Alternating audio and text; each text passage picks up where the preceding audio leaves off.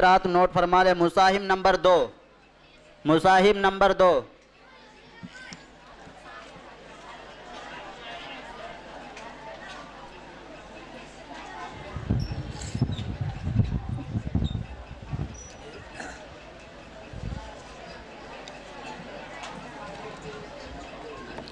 السلام علیکم ورحمۃ اللہ وبرکاتہ۔ حامدا ومصلیا اما بعد۔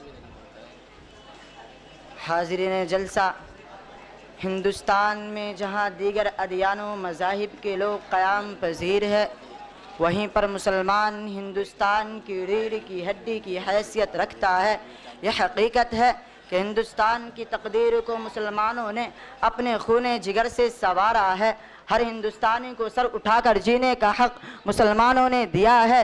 اس چمن کی آبیاری مسلمانوں نے کی ہے، اسے سونے کی چڑیا مسلمانوں نے بنایا ہے، اور ہر وقت مسلمانوں نے اپنے وطن عزیز کے محبت میں ڈوب کر سب سے پہلے سینہ سپر ہو کر ہندوستان پر قبضہ کرنے والے کے ناپاک عزائم کا قلع قمع کیا اور انگریزوں کو اس ملک سے مار بھگایا۔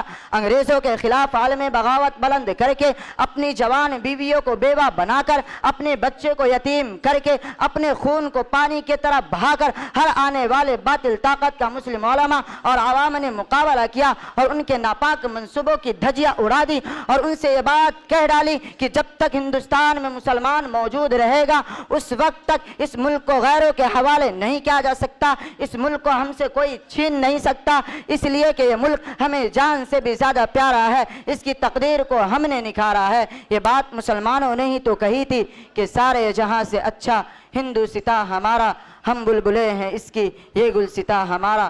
مگر آج بڑے افسوس کے ساتھ یہ بات بھی کہنی پڑتی ہے کہ جس ہندوستان کے خاطر مسلمانوں نے اپنی جانیں گنوا دی، اپنی بیویوں کو بیوہ اور بچے کو یتیم کیا، جس کی حفاظت کے خاطر اپنے گردنوں کو سولی پر لٹکایا، جس کی حفاظت کو اپنی حفاظت سمجھ کر انگریزوں سے مقابلہ کیا، آج اسی ہندوستان میں انہی مسلمانوں کو جینا دوبر کیا جا رہا ہے، ان کے ساتھ ناانصافی اور بے وفائی کا برتاؤ کیا جا رہا ہے، ان کے جذبات و احساسات کو مجروح کر کے انہیں نا امید اور باغ ہند قرار دیا جا رہا ہے، انہیں دہشت گرد قرار دے کر ان کے زندگیوں سے کھلواڑ کیا جا رہا ہے۔ آخر ان تمام باتوں کی بنیادی وجہ کیا ہے؟ جب معلوم کیا جاتا ہے تو بس ایک ہی وجہ نکل آ رہی ہے کہ وہ مسلمان ہے۔ کسی نے بہت سچ کہا ہے، کرتے ہی رہی بستی میں ہم راہ بروں کی، آنکھوں میں سلاخی رہی ہم دیدہ بروں کی، لوٹی گئی عزت تو ہمارے ہی گھروں کی، کاٹی گئی فصلیں تو ہمارے ہی سروں کی۔